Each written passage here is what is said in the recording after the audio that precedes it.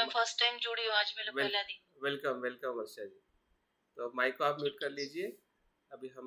हाँ ओके। तो सभी को प्यार भरा जय भीम, नमो बुद्धाय। और जैसे कि हम हर संडे को, हर रविवार को हम इस ऑनलाइन ध्यान माध्यम से हम सामूहिक एकत्रित होकर हम ध्यान करने का सराव करते हैं। तो कुछ लोग काफ़ी लंबे समय से जुड़ते आ रहे हैं और कुछ हमारे नए मित्र भी हो सकते हैं, पहली बार जुड़ने वाले। और जिन लोगों ने YouTube का सब्सक्रिप्शन नहीं किया है तो सब्सक्राइब करिए, ताकि आप इसके रिकॉर्डिंग को भी आप सुन सकते हैं और उससे भी आप लाभ ले सकते हैं। और सभी से मेरी और एक रिक्वेस्ट है YouTube देखने वालों के लिए कि आप लाइक करिए। लाइक बहुत कम आते हैं, व्यूज़ नंबर्स ऑफ दिखाई देते हैं, लेकिन उतना उसमें लाइक दिखाई नहीं देता है। और कुछ कमेंट्स भी करिए। कमेंट्स का मतलब क्या है कि एक दो शब्द लिखिए कि मुझे इस ध्यान में ये चीज़ अच्छी लगी है, या मुझे ये चीज़ समझ में आई है, या मेरा ध्यान अच्छा हुआ है। तो आपके अनुभव को लेके भी आप एक दो शब्द लिख सकते हैं, या आपको इस रिकॉर्डिंग से या सुनने से आपको जो लाभ मिला है उसको लेके भी, ज़रूरी नहीं है इंग्लिश में लिखे, हिंदी में भी लिख सकते हैं। और लिखने का हैबिट रखें। कमेंट्स बहुत ज़रूरी है, क्योंकि कमेंट से मुझे पता चलता है कि इस विषय के या इस ध्यान को लेकर आप लोगों का क्या अनुभव है। क्योंकि कम्युनिकेशन हमेशा दो स्तर पर होना चाहिए। तो जितने भी, जैसे कि हम किसी से बातचीत करते हैं, कि कोई एक ही बात करता रहे तो वो बात मतलब सही संवाद नहीं होता है। और साथ में ऑनलाइन के जितने भी टूल्स हैं तो उसमें ध्यान रखा गया है कि दोनों तरफ से संपर्क हो। लेकिन क्या होता है कि उस टूल्स का कैसा इस्तेमाल करें, या हमारी जागृति नहीं होती है जो भी हम किसी भी ऑनलाइन टूल्स का इस्तेमाल करते हैं। तो अगर आप सही में उसका इस्तेमाल कर रहे हैं, क्योंकि नंबर्स ऑफ व्यूज बहुत सारे दिखाई देते हैं, 100 200, लेकिन जब मैं लाइक में देखता हूँ तो बड़े मुश्किल से 10-12 दिखाई देते हैं, और कमेंट्स तो बड़े मुश्किल से 1-2 दिखाई देता है। तो उसमें मुझे भी मतलब जो मोटिवेशन मिलना चाहिए कि सही में इस विषय को लेके आप लोग क्या सुनते हैं, क्या समझते हैं।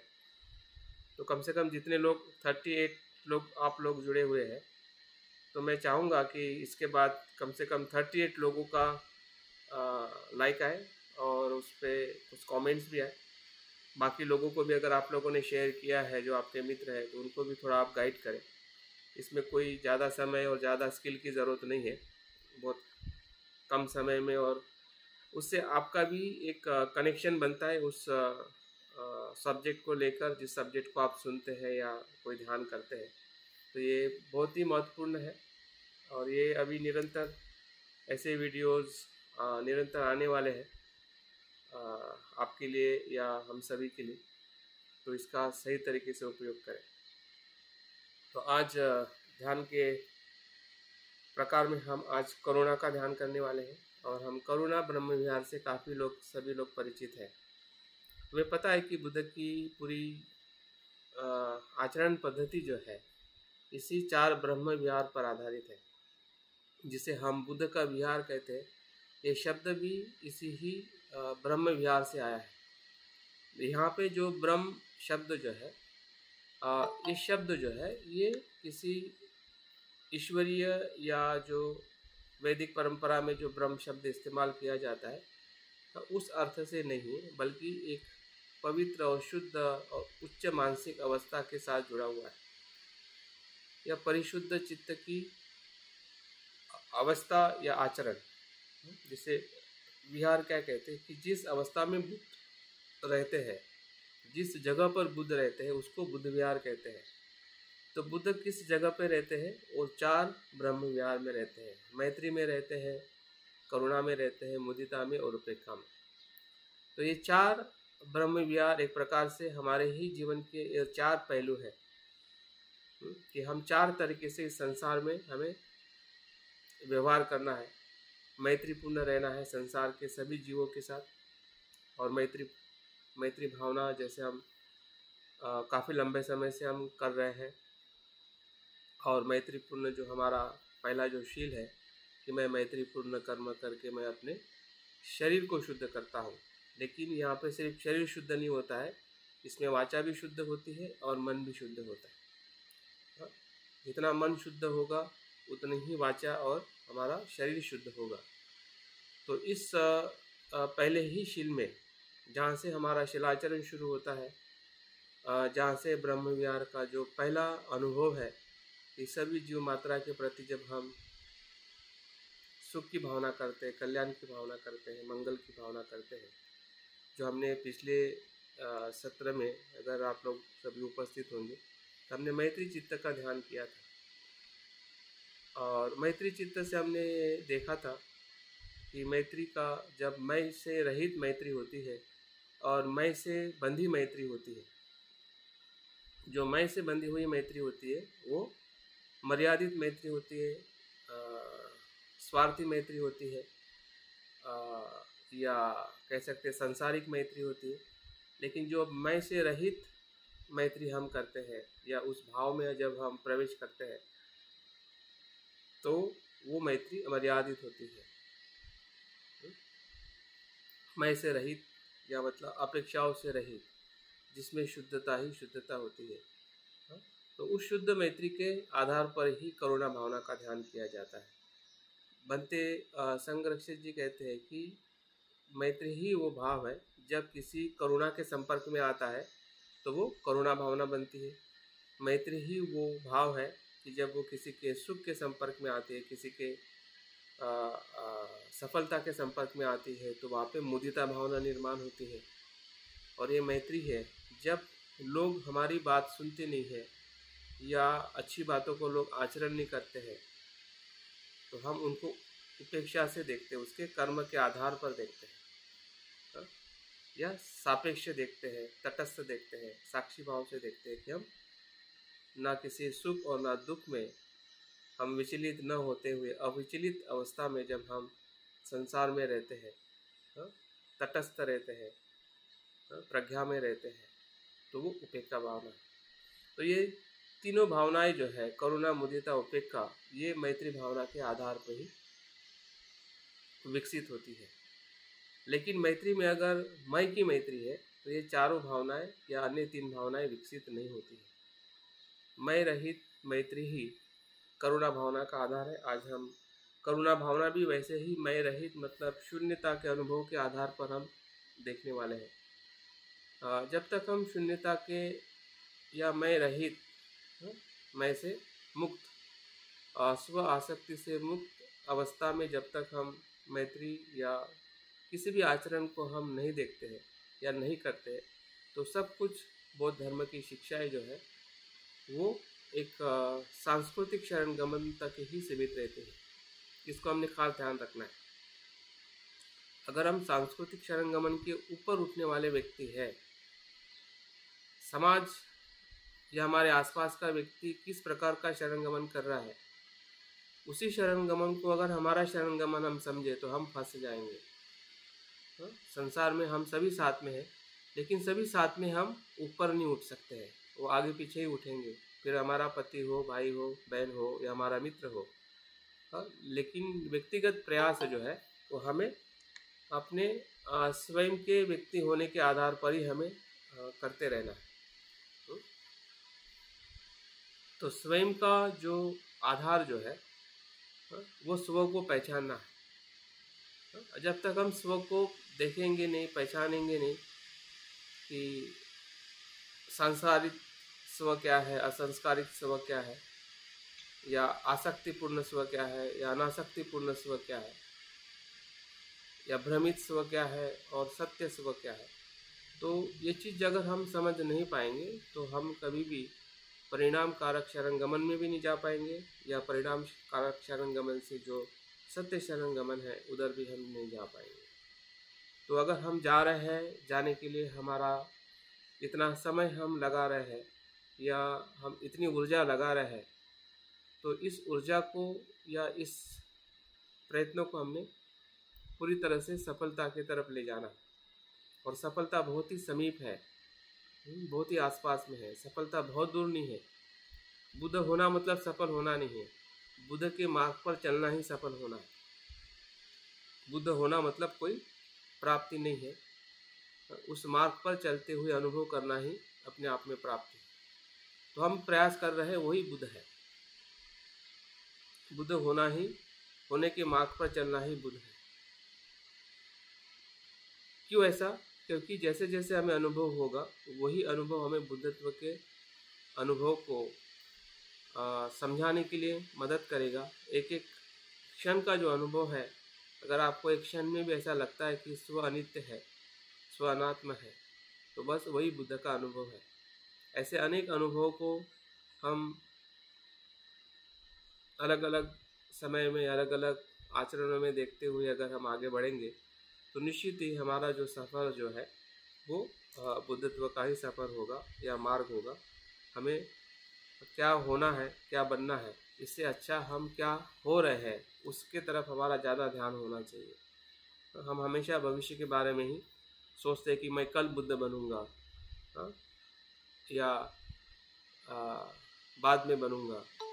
तो बाद में और कल का जो बुद्ध होने का जो हमारी भावना है, वो कभी भी हमें वर्तमान में बुद्ध होने के लिए रोक देगी। वर्तमान में भी जो अनुभव आएगा उसको भी हम अनुभव नहीं कर पाएंगे, क्योंकि हमें लगेगा तो हम तो कल बुद्ध होने वाले हैं। तो बुद्ध कल नहीं होते, बुद्ध जो होते हैं वो हमेशा हर क्षण में, हर वर्तमान के अनुभव में ही बुद्ध होते हैं। फिर वो अनुभव हमारा सुख का हो या दुख का हो, या कुशल हो या अकुशल हो। तो इस दोनों अनुभव को हमें अनात्म या स्वरहित, मैं से मुक्त ऐसे अनुभव पर उसको हमें परखना है। और ये परखना हमारा ही काम है, कोई इसको देखेगा नहीं, वो हमें स्वयं ही अपने प्रज्ञा चक्षु से या ध्यान के चक्षु से उसे हमें देखना है, समझना है, और वही शून्यता का अनुभव है।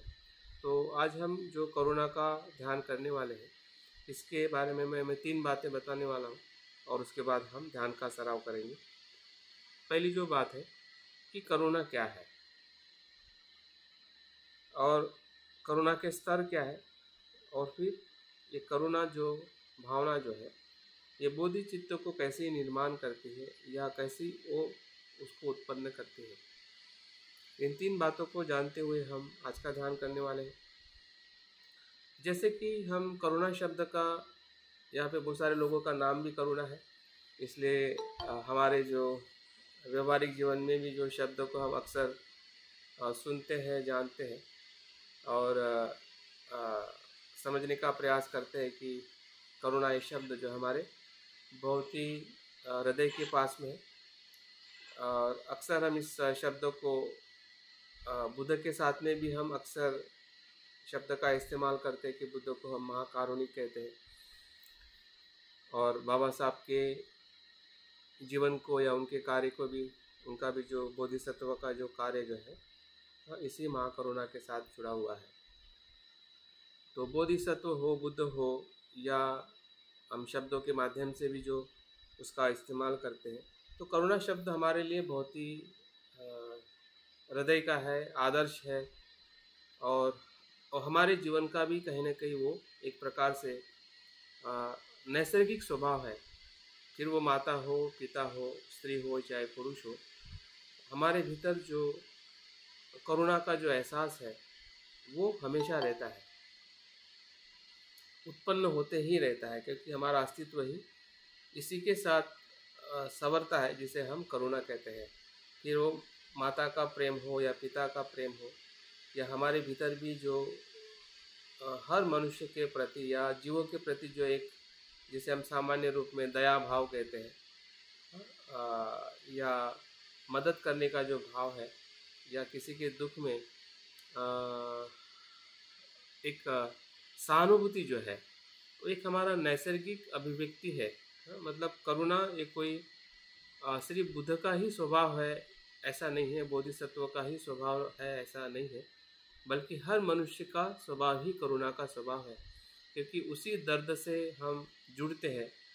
और अपने पुत्र के लिए माता का प्रेम हो, इतनी दुख से वेदनाओं को सहन करते हुए उसे जन्म देती है, और उसको जन्म देने के बाद उसका जो लालन पालन है या उसके प्रति जो उसका स्नेह है वो कभी भी कम नहीं होता है। भले वो पुत्र या पुत्री उससे कितनी भी नफरत करते हो या दुख देते हो या उनका अपमान करते हो, फिर भी माता पिता जो है अपने पुत्र पुत्री के प्रति जो प्रेम दिखाते हैं, तो ये हमारे रोज़ के जीवन का हिस्सा है।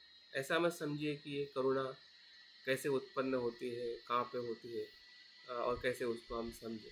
तो इन सभी घटनाओं में करुणा के भीतर अगर आप तत्वों को ढूंढते हैं, करुणा क्या है एक शब्द में, तो वो दुख मुक्ति का अनुभव है।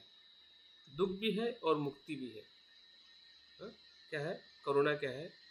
दुख मुक्ति का मार्ग है और अनुभव है। अब देखिए, कोई भी घटना में जब हम किसी से सहानुभूति दिखाते हैं तो सहानुभूति किसकी होती है? परेशानी की होती है, दुख की होती है, समस्या की होती है। अगर बाबा साहब ने अस्पृश्यता के दुख का जो अनुभव किया और उस स्वयं के दुख के अनुभव से वो हजारों लाखों लोगों के उस अस्पृश्यता के दुख से जुड़ गए, उसे हम करुणा कहते हैं।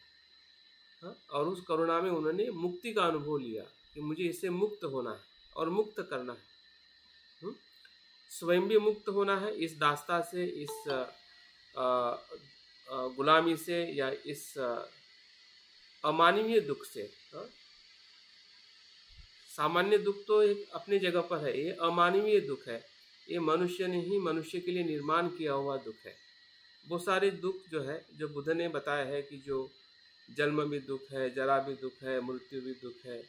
हाँ, जो पसंद है वो नहीं मिलना वो भी दुख है, जो नापसंद है वो हमारे सामने आना वो भी दुख है। इस प्रकार से पूरे पंचस्कंद ही दुख है। ये दुख तो है ही जो बुद्ध ने प्रथम आर्य सत्य में बताया है, लेकिन बाबा साहब ने जिस दुख को अनुभव किया और हम जिस दुख में एक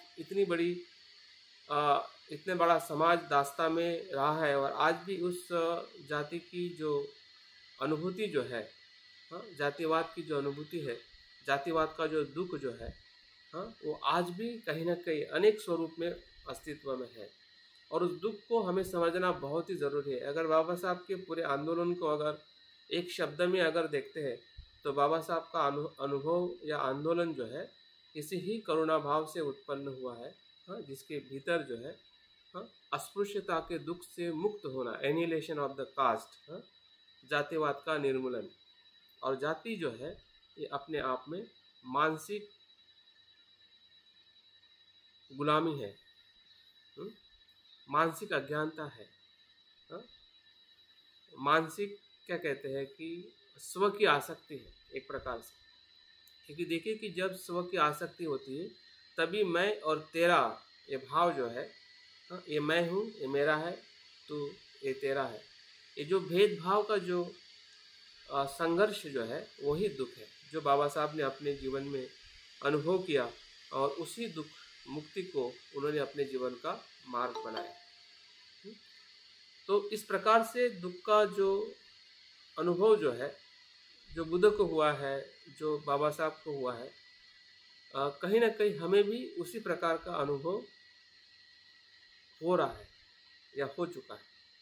फिर वो वास्तविक दुख हो जो बुद्ध की अनुभव में, या जो निर्माण किया हुआ दुख हो किसी विशिष्ट समाज ने या किसी अन्य धर्म ने, लेकिन इस सभी दुख के भीतर अगर कोई दुख का अनुभव जो है वो स्वयं का ही अनुभव है।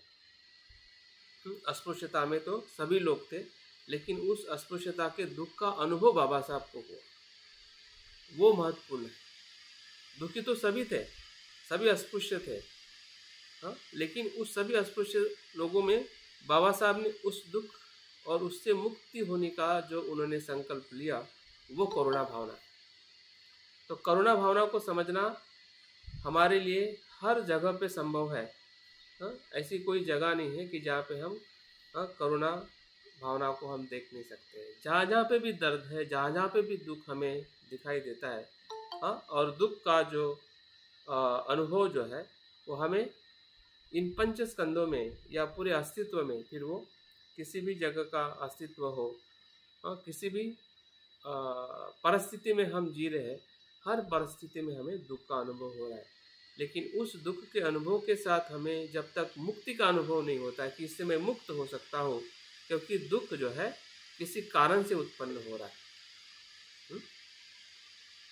जब उस दुख को हम किसी कारण से उत्पन्न होते हुए देखते हैं, वही दुख का अनुभव है।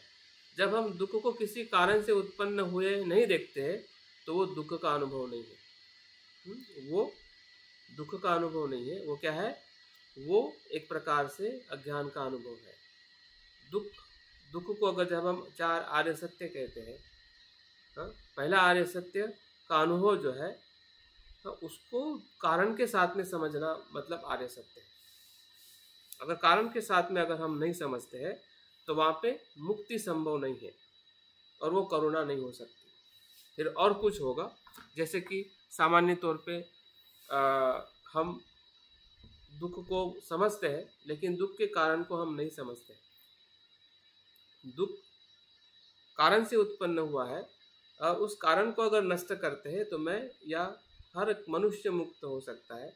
ये भाव ही करुणा भावना है। और इसलिए इन दोनों शब्दों को हमें ध्यान से पहचानना है कि जहाँ जहाँ दुख है वहाँ वहाँ मुक्ति है। जहाँ जहाँ दुख है वहाँ वहाँ मार्ग है। फिर वो किसी भी प्रकार का दुख हो, जिस प्रकार से बाबा साहब ने इतने बड़े समाज के दुख को देखा, संसार के दुखों को देखा, और उन्होंने वो कर दिखाया कि उससे मुक्त कैसे हुआ जाता है। और हमें ऐसे मार्ग का रास्ता दिखाया जो बुद्ध से आया है, जो सत्य से आया है, जो मानवता से आया है। तो उसको हम करुणा कहते हैं। अभी करुणा के 3 स्तर में हमने करुणा को देखना चाहिए या हम समझना चाहिए। जो सामान्य जो करुणा जो है, जो जैसे कि मैंने अभी तक कुछ बातें बताई है अपने रोज के जीवन की, वो सामान्य करुणा है। जैसे कि फिर माता का पुत्र के लिए प्रेम हो, या पिता का पुत्र के लिए प्रेम हो, या आसपास में जो हम मैत्री करते हैं, जिस मैत्री में अपेक्षा होती है, स्वार्थ होता है, फिर पति पत्नी का प्रेम हो, या एक दूसरे को हम दुख में मदद करते हैं, बीमारी में मदद करते हैं, परेशानी में मदद करते हैं, सभी सामान्य करुणा है, क्योंकि उसमें कहीं ना कहीं हमारा दया भाव होता है। जैसे कि मैंने कहा है कि करुणा में जब या दुख को हम देखते हैं, तो उसको कारण को देख के जब हम किसी को मदद करते हैं, कारण को देख के जब हम मदद करते हैं, कि मैं क्यों मदद कर रहा हूँ, मेरा स्वार्थ है या स्वार्थ नहीं है, तब जाके वो करुणा का स्तर एक ऊंचाई पे जाता है। क्योंकि हमें एक दूसरे से कुछ अपेक्षा है, एक दूसरे की हम सुरक्षितता एक दूसरे में हम ढूंढ रहे हैं। बच्चे में हमारी सुरक्षितता ढूंढ रहे हैं, इसलिए उसको हम हर बार मदद करते हैं, क्योंकि हमें पता है कि बच्चा हमें मदद करेगा, भले वो बाद में करे या ना करे। तो उसके अनुसार हम अपनी करुणा को अभिव्यक्त करते हैं। हमें समझ में आना चाहिए कि हमारी करुणा कैसे अभिव्यक्त होती है। लेकिन वो जो सभी करुणा जो है, जो करुणा के जो भी हमारे व्यवहार है या हमारा जो संसारिक जो अनुभव है, उसमें करुणा है। लेकिन वो करुणा कैसी है? एक प्रकार से अशुद्ध करुणा है, जो दया भाव से या स्वार्थ भाव से चिपकी हुई है। बुरा नहीं है, लेकिन वो अच्छी भी नहीं है। बुरी नहीं है, ऐसा रहना, ऐसा व्यवहार करना अपने परिवार में, अपने लोगों के लिए, वो बुरा नहीं है, लेकिन वो संपूर्ण अच्छा भी नहीं है। तो असंपूर्ण अच्छा क्या है, ये हम अगले स्तर में देखते हैं। वो है दूसरे प्रकार की जो करुणा जो है, जिसे हम सापेक्ष करुणा कहते हैं, शून्यता पर आधारित। शून्यता पर आधारित जब हम सापेक्ष करुणा करते हैं, सापेक्ष करुणा का मतलब यह है कि हम प्रतीत्य समुत्पाद को जानते हुए करुणा करते हैं, दुख के कारण को जानते हुए करुणा करते हैं। जब हम उस सापेक्षता को समझते हैं कि मेरा जो संबंध जो है या मेरा जो जीवन जो है बाह्य अस्तित्व के साथ में जुड़ा हुआ है, इसलिए मैंने उनके साथ में कैसा रहना चाहिए, सहानुभूति से रहना चाहिए। फिर पति पत्नी का संबंध हो, बच्चों के साथ हो, समाज के साथ हो, या प्रकृति के साथ हो। प्रकृति से भी हमें करुणा करनी है, हमारे लोगों से भी हमें करुणा करनी है, समाज के हर एक लोगों के साथ करुणा करनी है, हमारे लोगों के साथ में नहीं। बुद्ध बाबा साहब की करुणा सिर्फ हमारे समाज और देश के लोगों के साथ में नहीं है। अगर ऐसा होता तो बुद्ध बाबा साहब सिर्फ भारतीय लोगों के ही आदर्श होते, संसार के लोगों के नहीं। अगर संसार के लोगों के अगर बाबा साहब बुद्ध आदर्श हो रहे हैं, प्रेरणा उनसे वो ले रहे हैं, इसका मतलब बुद्ध बाबा साहब सिर्फ हमारे समाज और देश के नहीं है, वो सभी संसार के लोगों के लिए वो आदर्श है। क्योंकि उनकी जो करुणा जो है, या उनकी जो एक उनका जो अस्तित्व है, या उनका जो स्वभाव, या उनका जो कार्य जो है, वो उस करुणा से भरा हुआ है। तो सापेक्षता करुणा का मतलब यह है कि हम उस दुख के कारण को जानते हुए हम अपनी करुणा को हम करते हैं। हम देखते हैं कि मुझ में करुणा इसलिए है, या करुणा को मैं इसलिए कर रहा हूँ क्योंकि मैं जानता हूँ कि मैं भी दुखी हूँ और वो भी दुखी है, वो भी दुखी होता है, मैं भी दुखी होता हूँ, इसलिए मुझे उसको दुख नहीं देना है, या उसको मुझे मदद करनी है इस भाव से कि वो मेरा ही हिस्सा है, मेरे ही जीवन का वो आधार है, अपेक्षा से नहीं बल्कि सत्य को जानते हुए। यहाँ पे आधार को हमें उससे आधारित नहीं रहना है, बल्कि जानना है कि मेरा जो अस्तित्व जो है, या मेरा जो कुछ भी जीवन जो है, वो हर परिस्थिति के आधार पर है, स्वतंत्र नहीं है। मैं सब कुछ कर सकता हूँ, या मुझसे ही सब कुछ निर्माण होता है, या मैं अपने आप को पूरी तरह से सक्षमता से जीवित रख सकता हूँ, ऐसी कोई हमारे में ऊर्जा या ताकत नहीं है। हम सांस ले रहे इसलिए जी रहे हैं, खाना खा रहे इसलिए जी रहे हैं, हम अच्छे घर में रह रहे हैं इसलिए हम जीवित हैं, हमारे संबंध अच्छे हैं इसलिए हम सुखी हैं। लेकिन उस सुख के पीछे जो करुणा का जो भाव है, उसको हमने समझना चाहिए कि ये सभी जो सुख है या जो दुख भी आता है, जिसमें हम करुणा भाव से लोगों को मदद करते हैं, तो उसके पीछे का जो तत्व जो है, स्व से रहित होकर, स्व से आसक्त होकर नहीं, स्व से अगर आसक्त होकर अगर हम करुणा करते हैं तो वो दया भाव है। लेकिन स्व से मुक्त होकर हम सापेक्षता को समझते हुए ये दुख कैसे आया है और कैसे उससे मुझे मदद करनी है सहजता से, या उसके कारण को जानते हुए। क्योंकि किसी को दुख को अगर आपको मुक्त करना है, अगर आपको कारण पता नहीं है, अगर आप कारण नहीं जान रहे और ऐसे आप अपेक्षा कर रहे हैं कि नहीं ये दुख से मुक्त हो, तो वो मुक्त ना हो पाएगा, ना आप कर पाओगे। और वो तनाव फिर एक प्रकार से हमें बहुत तनाव से वो हमारा आचरण हमें दिखने लगेगा कि मैं इतना सोच रहा हूँ वो दुख से मुक्त हो जाए, क्यों नहीं हो रहा है? क्योंकि इसलिए नहीं हो पा रहा है क्योंकि आप उसको दुख के कारण को समझ के मदद नहीं कर रहे हैं।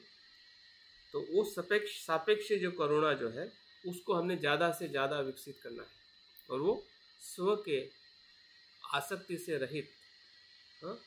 जब हम सापेक्षता को अनुभव करते हैं, प्रतीत्य समुत्पाद के आधार को हम जानते हैं कि हमारा अस्तित्व क्या है और किस प्रकार से हम एक दूसरे से क्या कहते हैं अवलंबित है, या हमारा जो अस्तित्व जो है वो स्वयं में स्वतंत्र नहीं है। जैसा मैं दुखी हूँ वैसे ही और सभी लोग दुखी है उसके कारण के साथ। उसके कारण में जो उसका आसक्ति है, लोभ है, अज्ञान है, इन सभी कारणों के साथ लोग दुखी है। और उसको कारण कम करने के लिए जब हम किसी को मदद करते हैं, तब जाके वो करुणा होती है। जैसे कि बाबा साहब ने कारण को जाना, अज्ञान ही हमारा कारण था, हमारी अशिक्षा ही कारण थी। तो बाबा साहब ने हमने क्या कहा और क्या दिया? शिक्षित बनो, पढ़ो।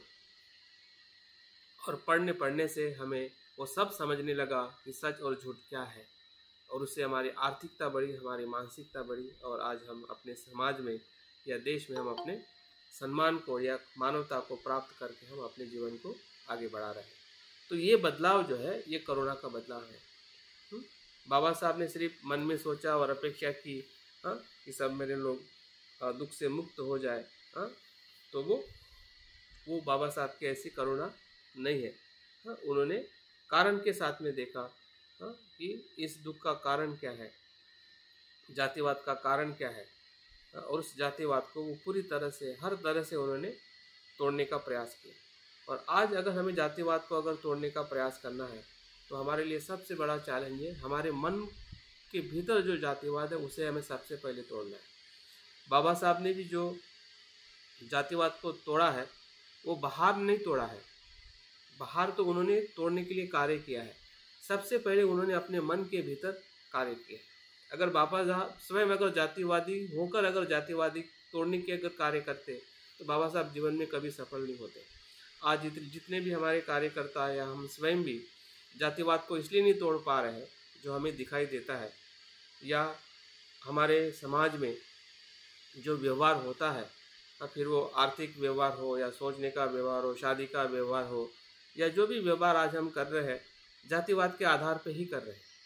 अभी जातिवाद ने एक प्रांतवाद का स्वरूप ले लिया, भाषा का स्वरूप ले लिया, और एक प्रकार से शिक्षा का स्वरूप ले लिया। और उस शिक्षा के स्वरूप में हम एक दूसरे को पसंद करते हैं, किसके पास में कितना धन है, किसके पास में कितना ये है, उसके आधार पर हम अपने बच्चों की शादियों को ढूंढते हैं, देखते हैं। और हमें लगता है कि हमने जातिवाद तोड़ दिया है। क्योंकि जातिवाद बाहर टूटने वाला तभी है कि जब मन के भीतर टूटेगा, और मन के भीतर तब टूटेगा कि जब मन के भीतर जो भेद करने की जो प्रवृत्ति जो है, स्व आसक्ति जो है, या स्व को अलग अलग आसक्तियों में बांटकर जब हम अपने भीतर ही बिखरे हुए हैं और हम कह रहे कि यही सच है, जबकि वो स्व सच नहीं है। जब तक हम सापेक्षवाद का अनुभव नहीं लेते हैं, या मैं से रहित होने का जो प्रतीत समुत्पाद का जब तक हम अनुभव नहीं लेंगे, तब तक मन के भीतर का जो स्व नहीं टूटेगा। और मन के भीतर का स्व नहीं टूटेगा तो हमारे सोच में जो बदलाव आकर जो व्यवहार में अभिव्यक्त होना है, फिर वो वाणी से हो या काया से हो या मन से हो, वो भी समाज में बदलाव नहीं ला पाएगा। तो हमारा बदलाव जो बाबा साहब ने हमें बौद्ध धर्म दिया है, उसी के कारण दिया है कि हम उस मन को बदलाव करते हुए हमारे व्यवहार में बदलाव करें, और वही व्यवहार का बदलाव समाज का बदलाव है। समाज ये अपने आप नहीं बदलता है जब तक मनुष्य का व्यक्तिगत मन नहीं बदलता है, क्योंकि व्यक्ति से समाज होता है। इस समाज की संकल्पना बौद्ध धर्म में है। समाज मतलब कोई समूह नहीं है। बौद्ध धर्म की परिभाषा में समाज जो है वो व्यक्ति का बना हुआ समाज। तो व्यक्ति का जब मन बदलेगा तभी समाज में बदलाव होगा, और व्यक्ति का मन मतलब आपका, मेरा, हम सभी का मन। तो उस बदलाव को करुणा के आधार पर जब उसको बदलते हुए हम देखेंगे, तभी जाके हम औरों के दुख को उसके कारण के साथ समझकर मदद करेंगे। फिर वो किसी भी परिवार से हो, किसी भी जाति और धर्म से हो, या किसी भी वो हमारा मित्र हो या ना हो, तो करुणा क्या करती है, वो सभी को समानता से देखकर दुख से मुक्त होने के लिए मदद करती है। तीसरे प्रकार की जो करुणा जो है, जिसे निरपेक्ष करुणा कहते हैं, जिसे हम बुद्ध की करुणा कहते हैं, वो सापेक्ष करुणा पर ही आधारित है। अगर हम प्रतीत समुत्पाद के एक पक्ष को देखते हैं कि ये होने से ये होता है, फिर जब वो स्व पूरी तरह से समाप्त हो जाता है, ये नहीं होगा तो ये भी नहीं होगा, तो उस निरपेक्ष भाव में जब हम आ जाते हैं, तब वो बुद्ध की जो करुणा जो है वो उनको किसी कारण की ज़रूरत नहीं होती है। उस करुणा में, सापेक्ष करुणा में प्रत्येक की ज़रूरत होती है, प्रत्येक के साथ में हम उसको अनुभव करते हैं। निरपेक्ष करुणा में किसी कारण की ज़रूरत नहीं होती है, वो स्पॉन्टेनियसली उनका एक प्रकार का स्वयं का ही धर्म होता है, उस चित्त का धर्म होता है कि वो लोगों को निरंतर करुणा में मदद करते हैं, जिसे हम बुद्ध की करुणा कहते हैं। उसको हमें ज़्यादा समझने की ज़रूरत नहीं है। अगर हमें कुछ समझना है करुणा स्तर में, तो हमारी जो सामान्य करुणा है, जहाँ पे हमारी गलती हो रही है, जहाँ पे हम रुके हुए हैं, उस सामान्य करुणा से सापेक्ष करुणा या शून्यता आधारित करुणा को हम कैसे अनुभव करें या कैसे उसमें हम प्रवेश करें, यही इस ध्यान का उद्देश्य है। निरपेक्ष करुणा अपने आप ही, जब हम सापेक्ष करुणा को विकसित करते हैं तो अपने आप ही उस करुणा से हमारा चित्त जो है, जिसे हम करुणा ब्रह्म विहार कहते हैं, वो विकसित होकर उसमें हम प्रवेश करते हैं। तो अभी हम ध्यान की तरफ आगे बढ़ेंगे। मुझे लगता है इतना पर्याप्त है। हम 5 स्तर पर हम ध्यान करने वाले हैं। पहले स्तर में हम अपने किसी दुखी व्यक्ति हम देखेंगे, वो शायद मित्र भी हो सकता है, आपका पड़ोसी हो सकता है, या कोई भी व्यक्ति हो सकता है जिसको आप के दुख के संपर्क में आप आ सकते हैं। तो ऐसे किसी व्यक्ति के दुख को याद करते हुए हमें पहले चरण को करना है, ताकि हम दुख के संपर्क में आए और उस पर हम मैत्री की जो हमारी भावना है, वो करुणा भावना में उसको हम विकसित करेंगे पहले चरण में। दूसरे चरण में फिर हमें अपने स्वयं पे करुणा भावना करनी है। तीसरे चरण में हमें अपने मित्र पर या त्रयस्थ व्यक्ति पर ध्यान करना है। अगर आप पहले पद्धति में मित्र को ले रहे हैं तो आप मित्र को ले सकते हैं, त्रयस्थ व्यक्ति को भी ले सकते हैं। अगर आपने मित्र को लिया है तो फिर आप तीसरी पद्धति में आप त्रयस्थ को ले सकते हैं, या आपने पहले पद्धति में त्रयस्थ को लिया है कि जो अनजान व्यक्ति के दुख को आप देख के पहली स्टेप कर रहे हैं, तो आप तीसरी में आप मित्र को ले सकते हैं। आप पे डिपेंड करता है कि आप कौन से व्यक्ति को कहाँ पर ले। लेकिन पहले इसमें हमें खास ध्यान रखना है कि वो दुखी व्यक्ति हो या दुख के साथ कुछ तो भी उसके जीवन को आप देख पा रहे हैं, ऐसे व्यक्ति को हमें पहले पद्धति में लेना है, दूसरे में स्वयं में, तीसरे में मित्र या त्रयस्थ पे, और चौथे में शत्रु पे, और पांचवें में सभी संसार के जीव मात्रा के ऊपर। तो इस प्रकार से हम 5 स्टेप में इस ध्यान को करने वाले हैं। तो ध्यान के लिए सभी लोग अपने आप को तैयार करें।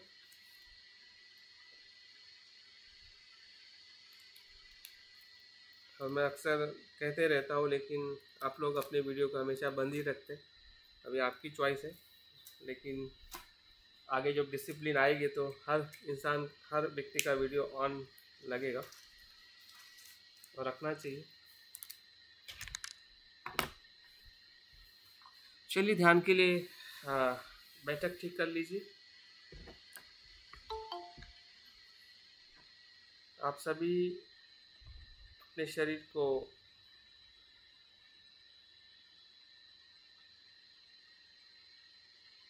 तनाव मुक्त कर लें।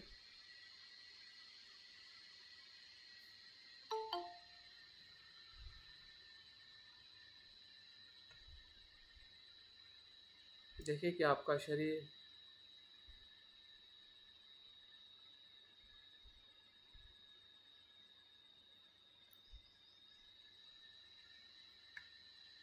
तनाव मुक्त है। आप सुखद ऐसी अवस्था में बैठे हैं और धीरे धीरे आंखें बंद करते हुए आप ध्यान के या मन के भीतर प्रवेश कर रहे हैं।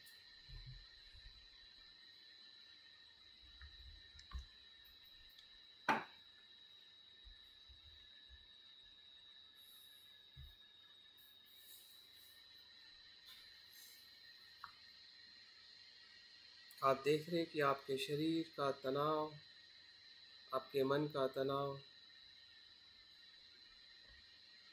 जो बाह्य विषय के साथ में जुड़ा था, वो धीरे धीरे छूटते जा रहा है और आप भीतर के मन में प्रवेश कर रहे हैं। आपके चेहरे पर आप देख रहे हैं कि आप आनंदित हैं, तनाव मुक्त है।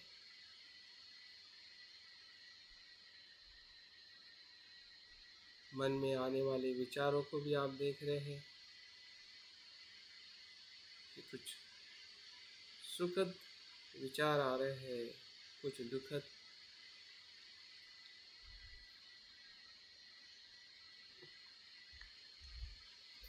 उस विचारों में एक विचार बार बार हमारे मन में आ रहा है, ध्यान का छंद, ध्यान करने की इच्छा, ध्यान करने की रुचि, जिसके कारण हम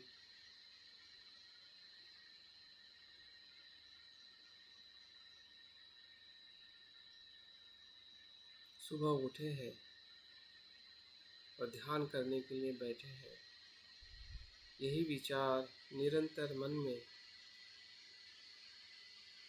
गहराई में हम देख रहे हैं। यही मेरा वर्तमान का विचार है। ध्यान की इच्छा, धम्म का छंद,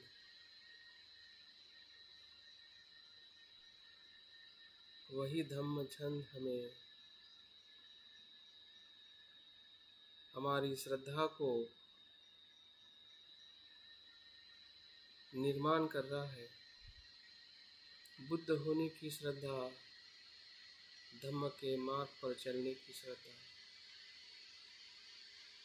संघ के साथ रहने की श्रद्धा। बुद्ध, धम्म और संघ, यही श्रद्धा है जो हमारे हृदय से विकसित हो रही है, कमल के फूल की तरह।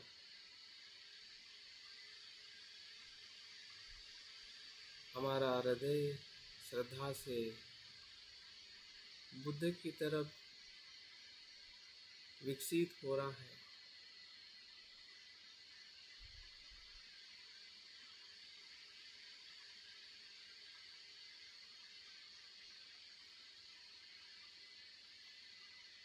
जो बुद्ध का स्वभाव है, वही स्वभाव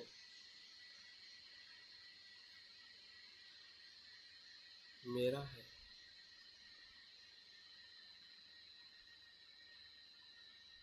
इसी का अनुभव लेना है, बुद्ध होना है।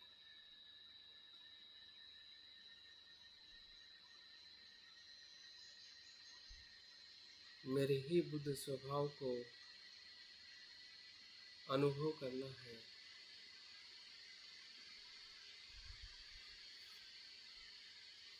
जो भीतर छुपा हुआ है,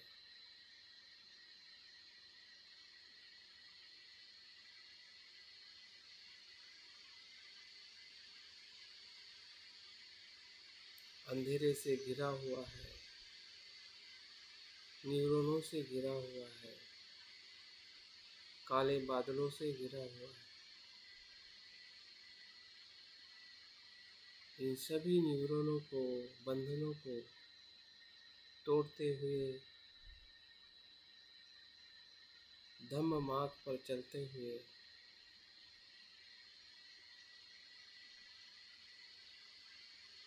संघ के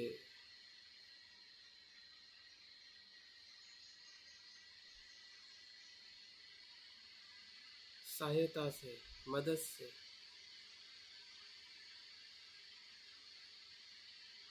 मेरे बुद्ध स्वभाव को मुझे अनुभव करना है।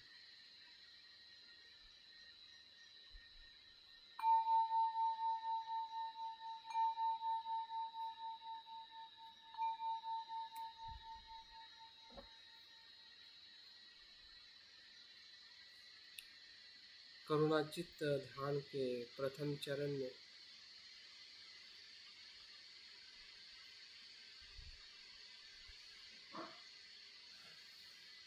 हमारे हृदय में जो श्रद्धा का भाव निर्माण हुआ है, यही श्रद्धा दुख के अनुभव से निर्माण होती है।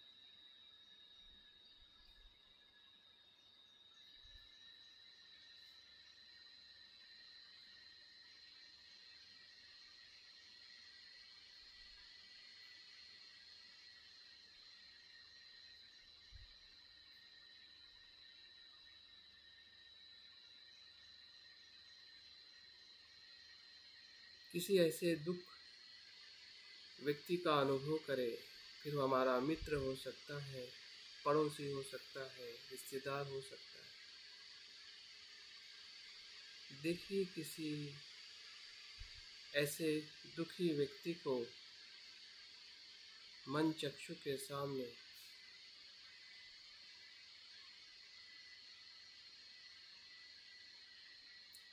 कमल पुष्प पर देखें, जो कमल पुष्प तेजस्वी है, शुभ्र है, क्योंकि उसमें भी वही क्षमता है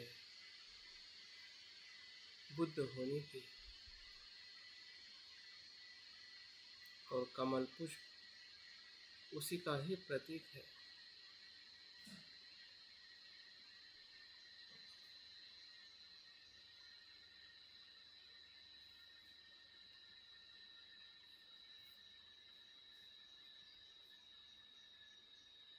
हमारा हृदय उस व्यक्ति के दुख के संपर्क में आ रहा है,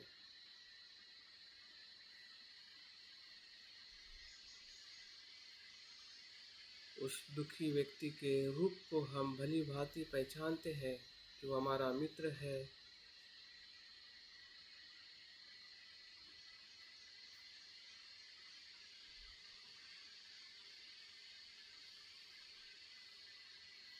उसके स्वभाव को जानते हैं, उसकी कोई परेशानी है,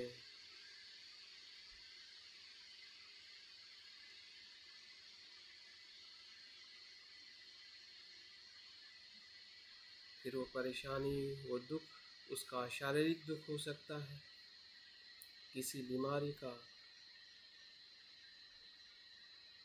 या पारिवारिक समस्या हो सकती है।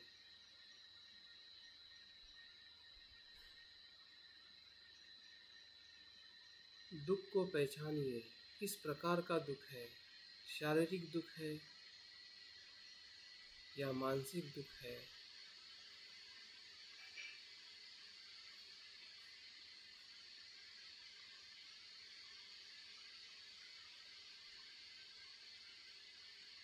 जब तक हम दुख को नहीं पहचानते हैं, तब तक हमारे भीतर करुणा भाव निर्माण नहीं होता है।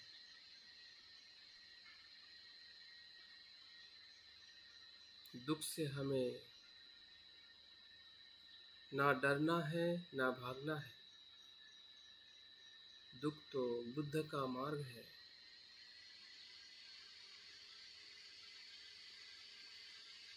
बुद्ध होने का मार्ग।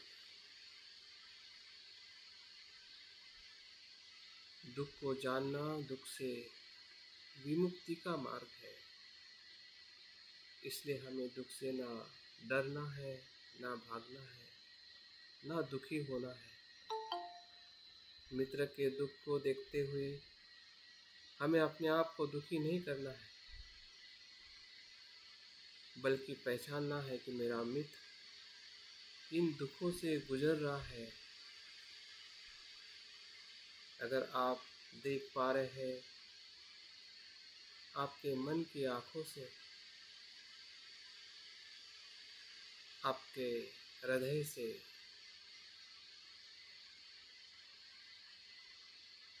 उसका अनुभव करें।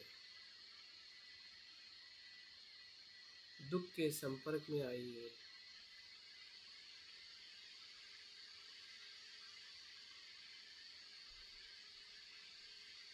मेरा मित्र दुखी है, मैं दुख को देख पा रहा हूँ।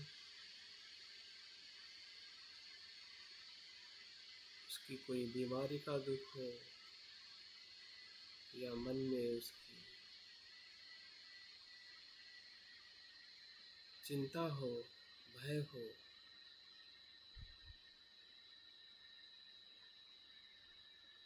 उसको देखते देखते और एक सूक्ष्म दुख को भी हम अनुभव कर रहे हैं। वह है अस्तित्व का दुख, असमाधान का दुख। जो मेरे मित्र के जीवन में मैं देख पा रहा हूँ कि उसका अस्तित्व ही दुख है, जो पंच स्कंद है।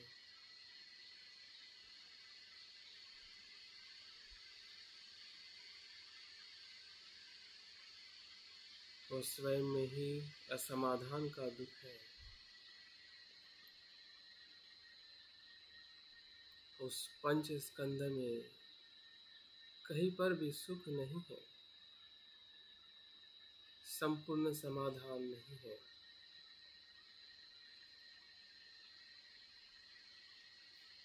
फिर वो रूप हो, वेदना हो, संज्ञा हो या संस्कार या विज्ञान,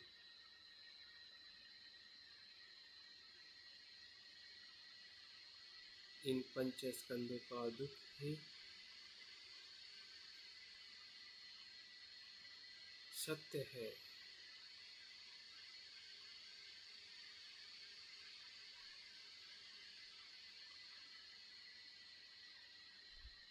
देखिए, दुख को जानते जानते हम दुख के कारण को भी जान रहे हैं कि मेरे मित्र का दुख का अनुभव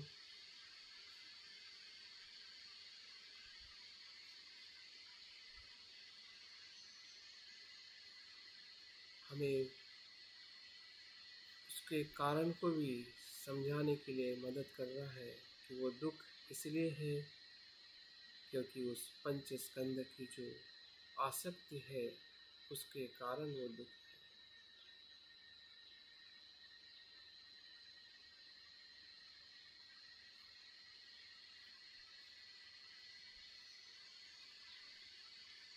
तटस्थ भाव से देखे,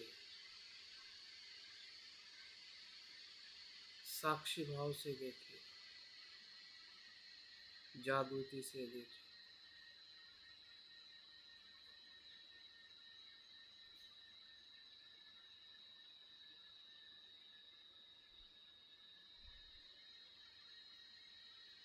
और वही करुणा है, उसके दुख को दुख के कारण से समझना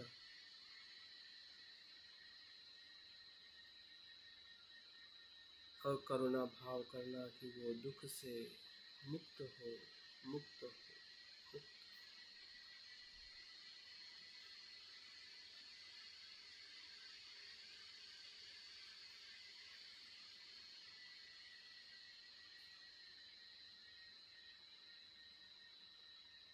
और हम देख रहे कि हमारा मित्र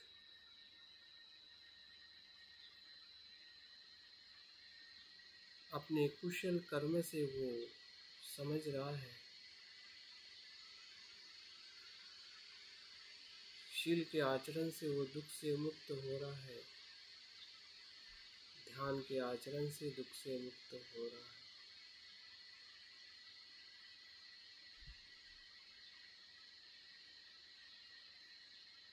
प्रज्ञा को जानकर वो दुख से मुक्त हो रहा है।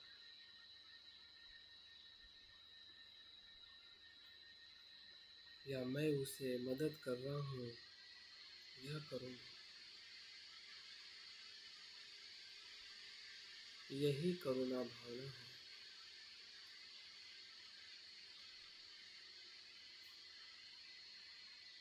सत्य को या दुख को प्रतित्य समुत्पाद या सत्य के आधार पर जानते हुए करुणा करना, दुख मुक्ति की भावना करना कि वो दुखों से मुक्त हो।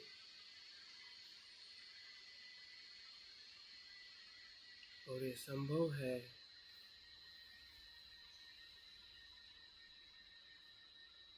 मैं उसे मदद करूँगा, कर रहा हूँ,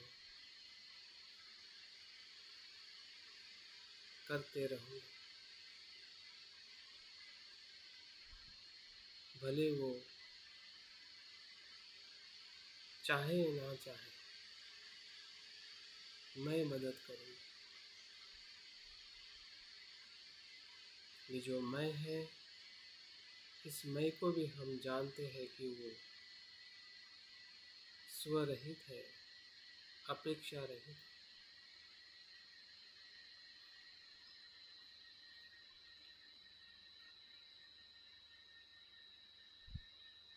हमारी करुणा भावना मैं से रहित है।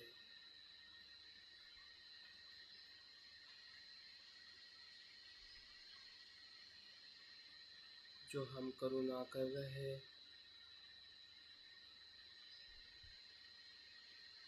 सत्य को जानकर करुणा कर रहे हैं,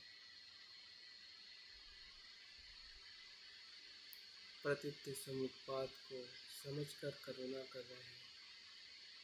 ये दुख है, दुख का कारण है, और उस कारण को मुक्त करने के लिए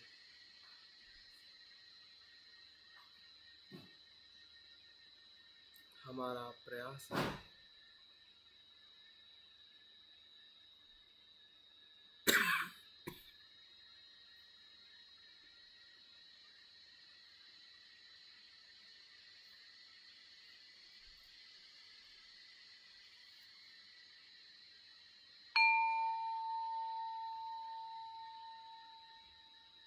ध्यान के दूसरे चरण में इसी तरह मन के भीतर और एक कमल पुष्प शुभ तेजों से बना हुआ निर्माण हो रहा है, और उस कमल पुष्प पर हम अपने आप को देख रहे हैं।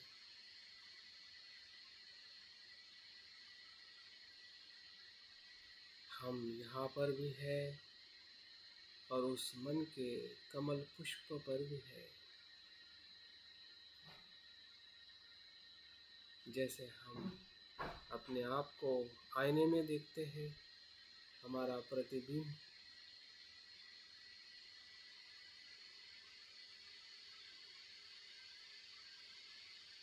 वैसे ही हम हमारे प्रतिबिंब को देख रहे हैं।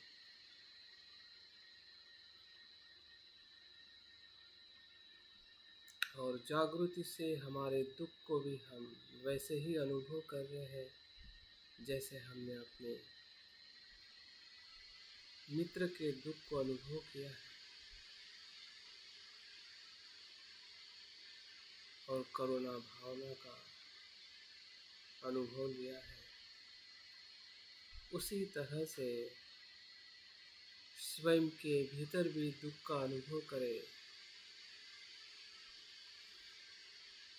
फिर वो किसी बीमारी का दुख हो जो शरीर में है,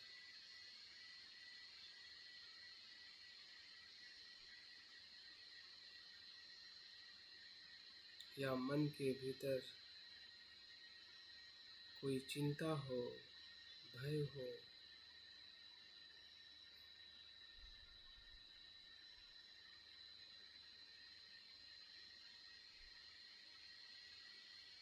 बुराई हो,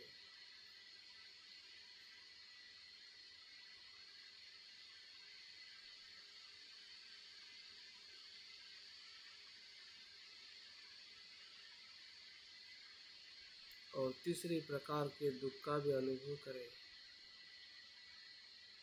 ये पंच स्कंध जो मेरा शरीर और रूप है, मन है, विचार है, वेदना है, कल्पना है, मन है,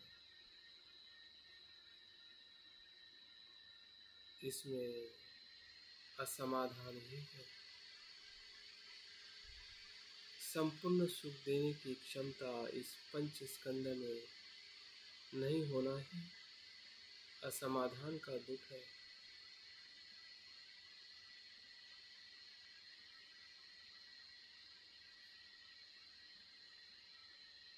उस दुख का भी हमें अनुभव हो रहा है क्षण प्रति क्षण।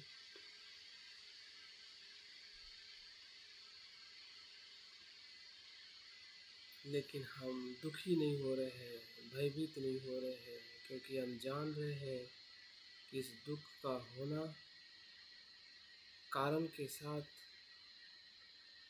उत्पन्न होता है।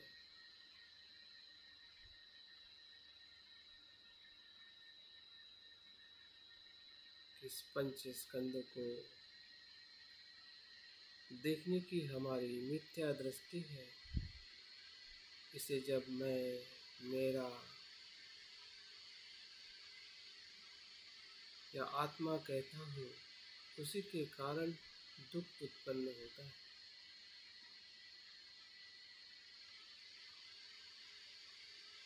मैं जान रहा हूँ मेरे दुख के कारण को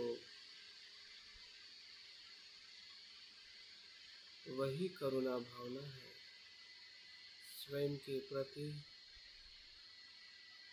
दुख मुक्ति का मार्ग खुलते जा रहा है।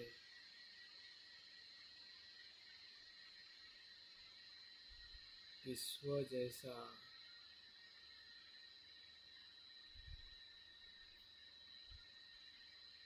कोई अस्तित्व ही उत्पन्न नहीं होता है। वो भ्रम है जिसे मैं कहता हूँ। उस भ्रम को हम समझ पा रहे हैं कि वो अनित्य है, अनात्म है।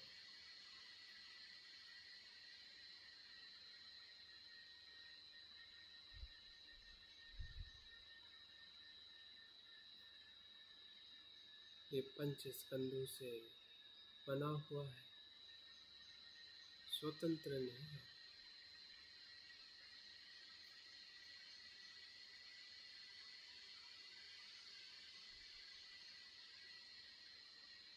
और वही स्वयं की करुणा है। दुख को कारण के साथ समझना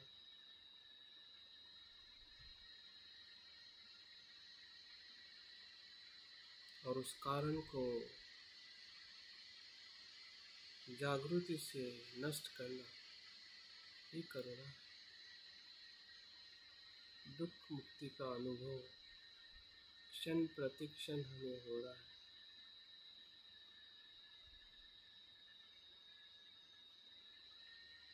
और निरंतर ऐसा ही अनुभव हमें होते रहेगा। यही करुणा भावना है।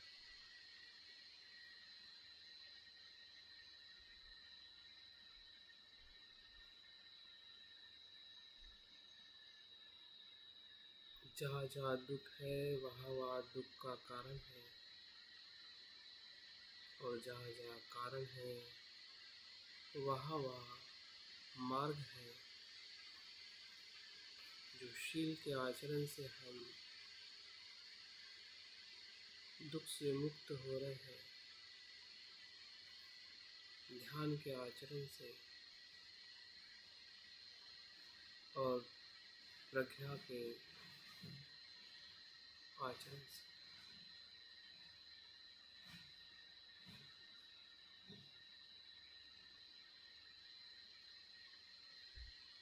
यही करुणा भावना है कि मैं दुख से मुक्त हूँ, मुक्त बनूँ।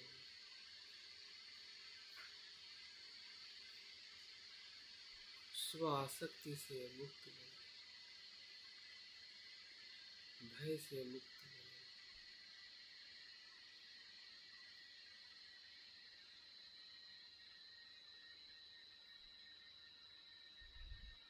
सभी प्रकार के दुखों से मुक्त हो।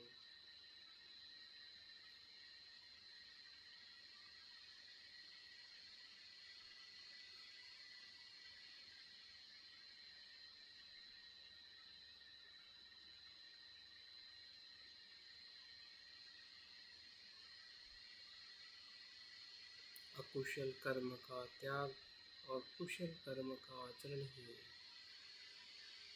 दुख से मुक्ति। स्वासक्ति का त्याग और अनासक्ति का अनुभव ही दुख मुक्ति।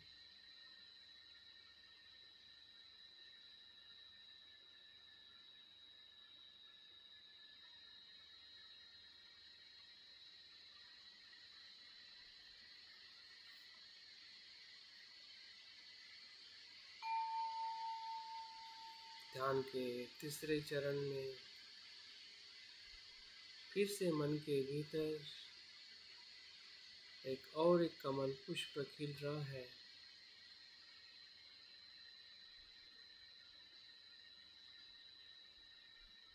जो हमारे ही हृदय केंद्र से विकसित हो रहा है।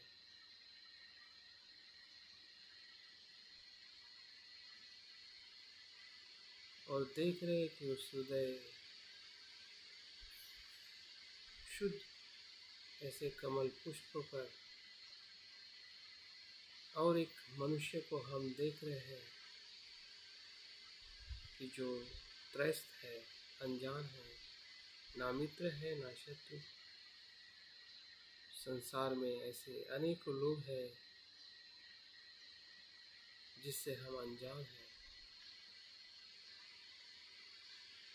ऐसे किसी अनजान व्यक्ति को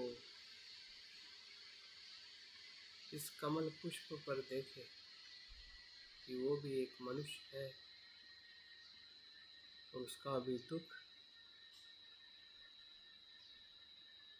इसी प्रकार से है जिस प्रकार से मेरे मित्र का और मेरा।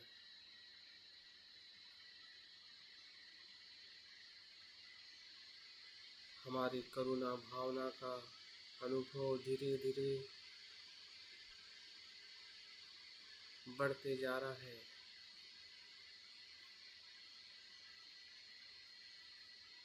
और त्रस्त व्यक्ति को भी हम उसी अनुभव में देख रहे हैं कि उसका जीवन भी दुख से भरा है।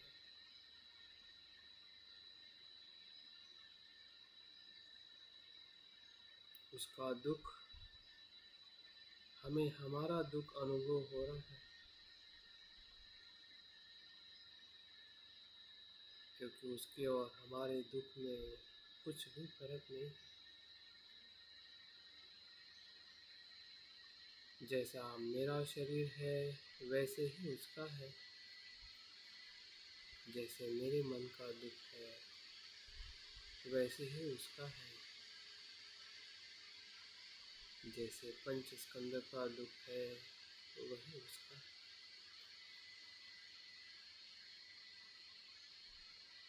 वो तीनों दुखों से ग्रस्त है।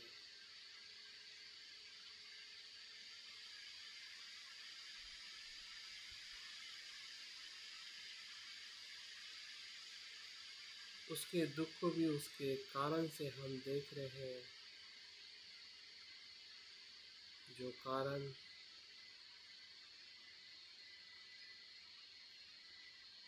मेरे लिए है वही कारण उसके लिए भी है।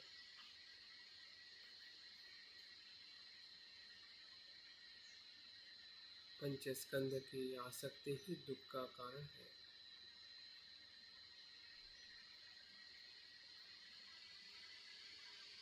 अकुशल कर्म ही दुख का कारण है।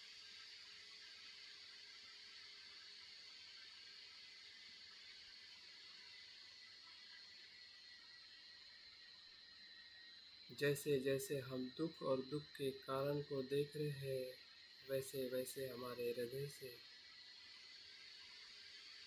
करुणा के झरने बहते जा रहे हैं।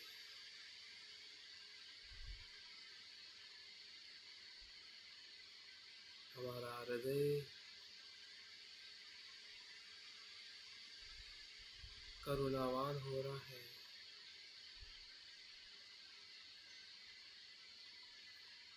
उसके दुख को भी अपना दुख समझ रहा है और करुणा भावना कर रहा है कि वो दुखों से मुक्त हो।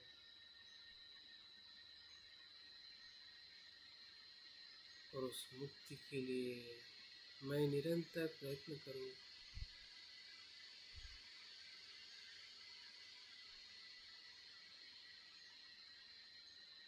उसको मदद करने का, उसको सत्य के मार्ग पर लाने का।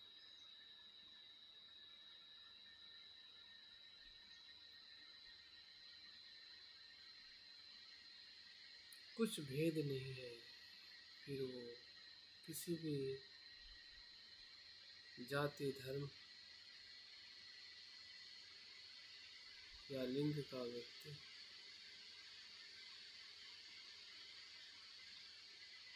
वो एक मनुष्य है, दुख से ग्रस्त है।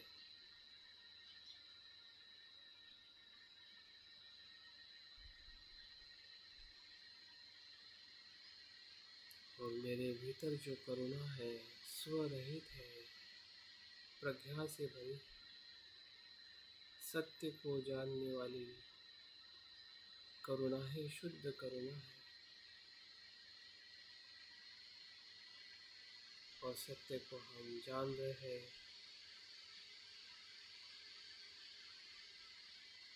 उसके कारण को देखते हैं।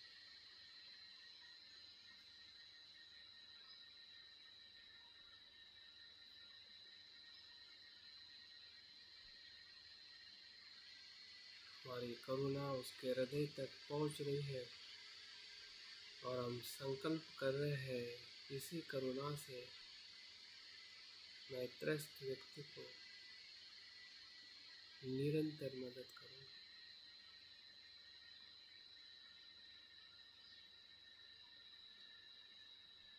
कि उसका दुख मेरा दुख है, जैसे मैं अपने दुख को मुक्त करने के लिए निरंतर प्रयास करता हूँ, उसके लिए भी करूँ कि वो दुख से मुक्त हो, भय से मुक्त हो।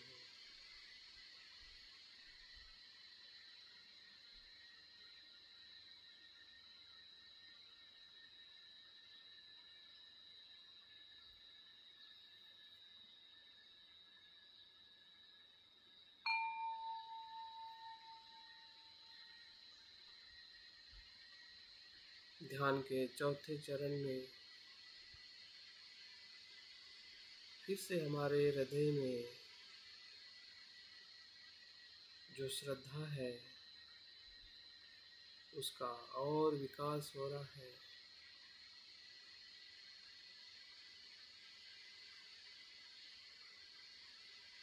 और हमारे मन में और एक कमल पुष्प निर्माण हो रहा है, जिस कमल पुष्प पर जो हमें नापसंद व्यक्ति है उसके रूप को हम देख रहे हैं। अभी हमारे भीतर उसके प्रति शेष मात्र भी द्वेष नहीं है, उसके प्रति करुणा ही करुणा है।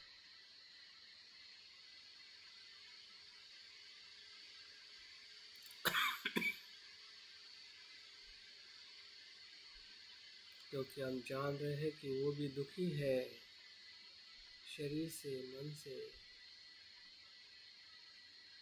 इन पंच स्कंद के अस्तित्व से।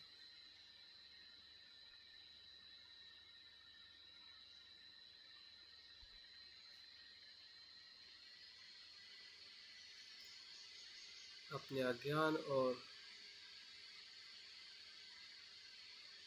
आसक्ति से ही वो दुखी है।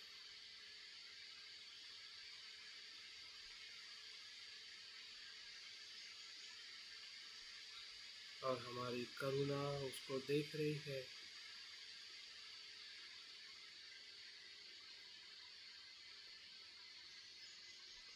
और उसे भी दुख से मुक्त होने के लिए तड़प रही है कि उसे भी मैं मदद करूं, वो भी दुखों से मुक्त हो, सभी प्रकार के भय से।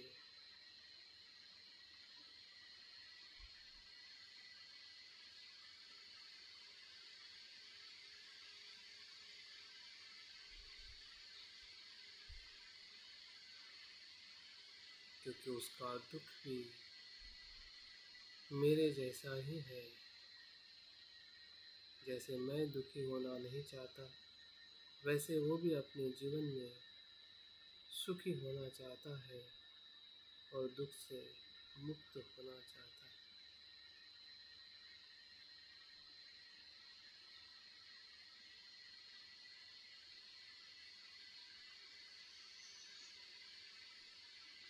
जैसे जैसे हम करुणा से भरते जा रहे हैं तो शत्रु के प्रति भी हमारी द्वेष की भावना रूपांतरित हो रही है, क्योंकि द्वेष करने जैसा ना उसमें कुछ है ना मुझ में। वो भी मैं से रहित है और मैं भी मैं से रहित हूँ। तो कौन किसका द्वेष करे?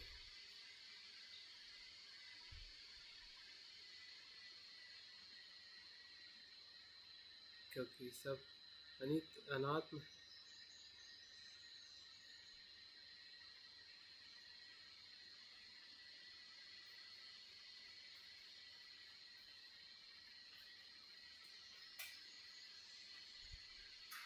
सिर्फ करुणा ही करुणा है,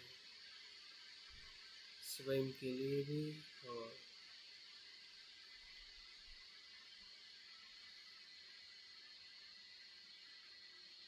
शत्रु के लिए।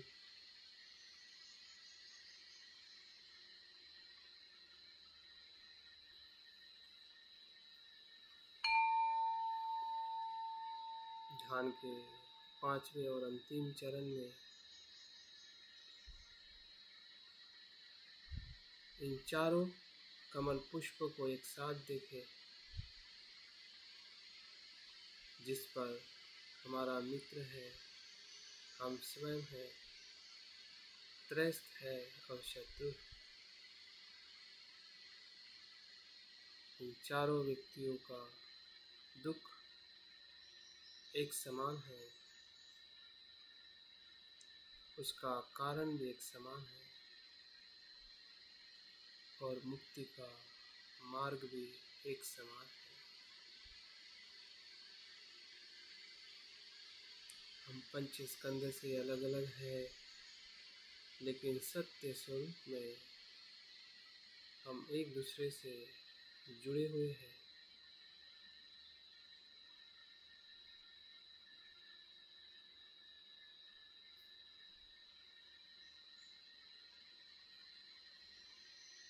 और इसलिए करुणा हम सभी के लिए एक समान है। जब मैं दुखों से मुक्त होता हूँ तो औरों को भी दुख से मुक्त करता हूँ। जब औरों को दुख से मुक्त करता हूँ तो मैं स्वयं भी दुख से मुक्त होता हूँ। धीरे धीरे हमारी करुणा परिवार के सभी लोगों को समावेश कर रही है।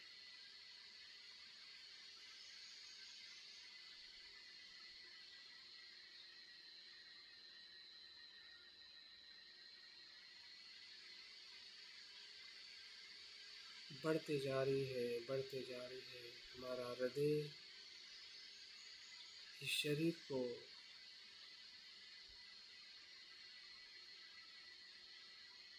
रूपांतरित करते हुए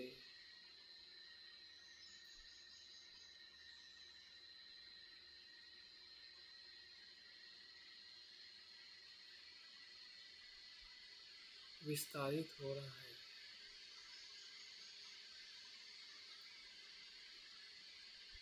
सभी मर्यादा को छोड़ते जा रहा है। इस शरीर को भी,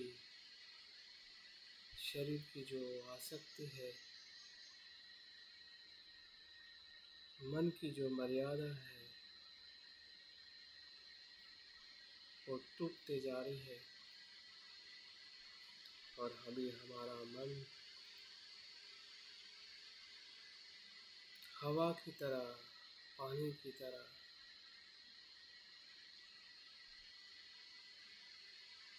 बहते जा रहा है, बढ़ते जा रहा है।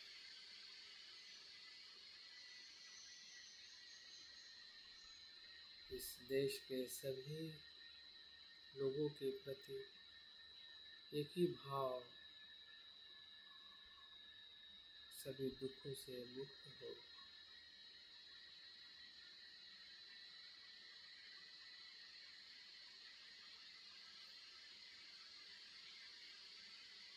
फिर वो किसी भी जाति, धर्म, प्रांत का व्यक्ति, सभी भारतीय मेरे भाई बहन हैं। कोई भेद नहीं, भेद रहित बंधुभाव, मैत्री का अनुभव ही करुणा है।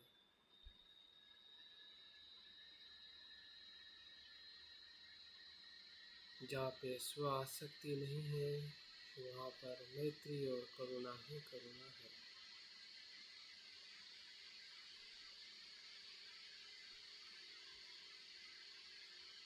यही बंधुभाव है भारतीय सभी लोगों के प्रति। यही करुणा भाव संसार के दसों दिशा में फैल रहा है। जहाँ जहाँ हवा है, जहाँ जहाँ पानी है, जहाँ जहाँ आकाश है, सभी अस्तित्व में हमारा हृदय करुणा से विस्तारित हो रहा है।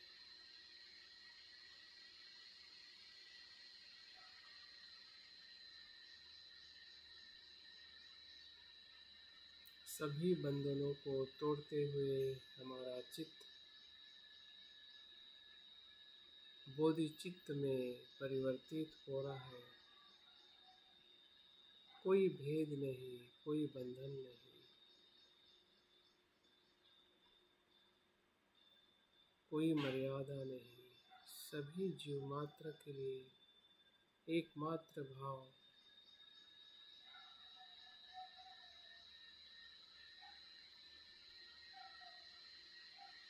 दुख से मुक्ति का भाव।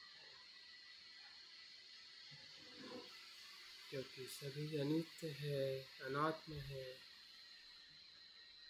इसलिए सभी दुखों से मुक्त होने की संभावना है। स्वयं के प्रयत्न से और हमारे भी प्रयत्न से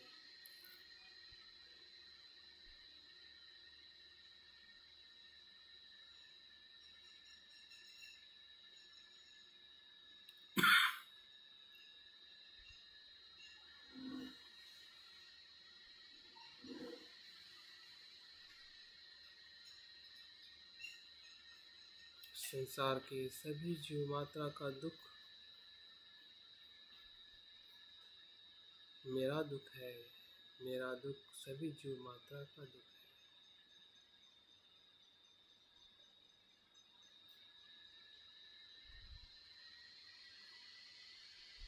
सभी जीव मात्रा के दुख को मुक्त करना ही बोधिचित्त और बोधिसत्व की प्रतिज्ञा है।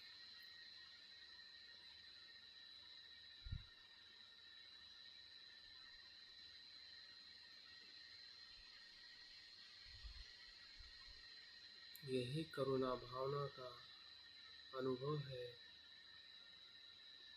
सभी जीवमात्र दुखों से मुक्त हो, भय से मुक्त हो।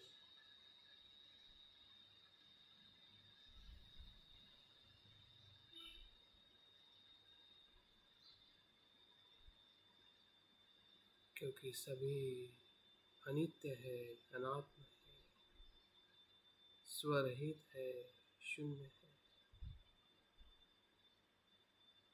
परस्पर आधारित है। सबके लिए करुणा, सबके लिए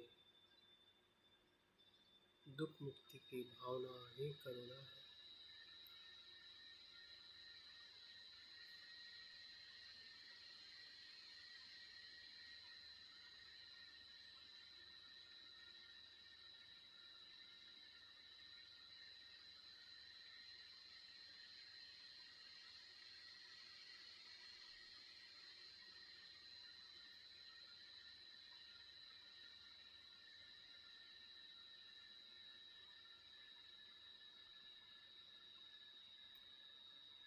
गते गते पार गते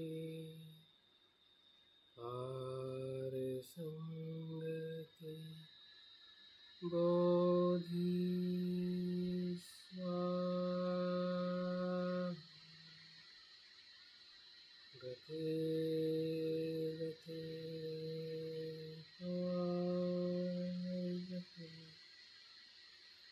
पार संगते बोधि स्वाहा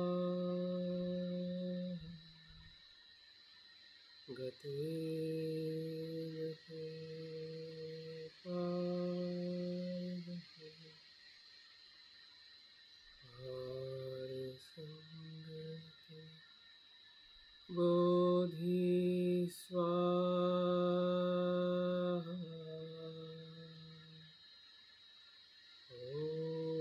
ओम शांति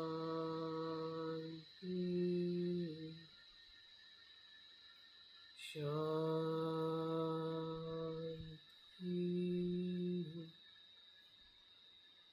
शांति।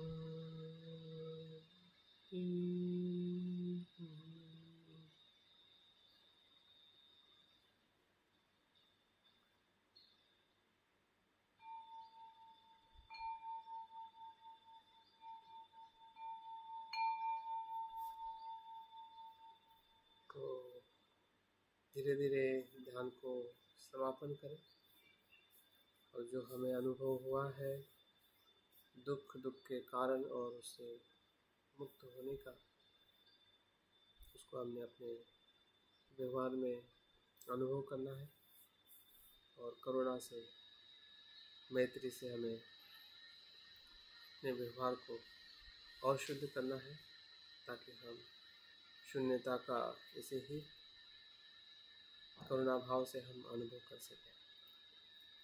बहुत बहुत धन्यवाद आज के इस सुबह के सत्र में बने रहने के लिए। Thank you very much.